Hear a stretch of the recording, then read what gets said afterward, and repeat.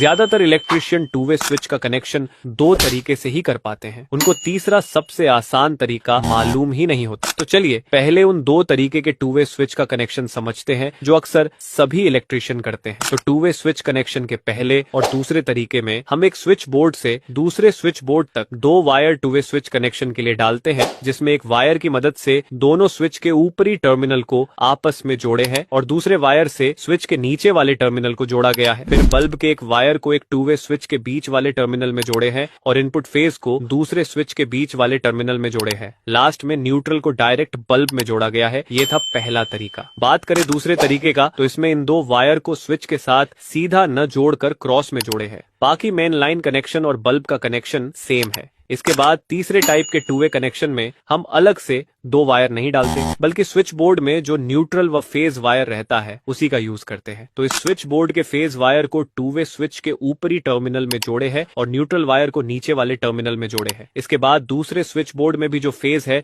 उसको स्विच के ऊपरी टर्मिनल में जोड़ें और न्यूट्रल को नीचे वाले टर्मिनल में जोड़ें। ध्यान रखिए दोनों स्विच के ऊपरी टर्मिनल में फेज और नीचे वाले टर्मिनल में न्यूट्रल जोड़ना है। इसके बाद बल्ब के एक वायर को पहले टू वे स्विच के बीच वाले टर्मिनल में जोड़े हैं और बल्ब के दूसरे वायर को दूसरे टू वे स्विच के बीच वाले टर्मिनल में जोड़े हैं। दोस्तों टू वे स्विच कनेक्शन का ये तरीका सबसे आसान है और वायर भी कम लगता है, इसलिए आप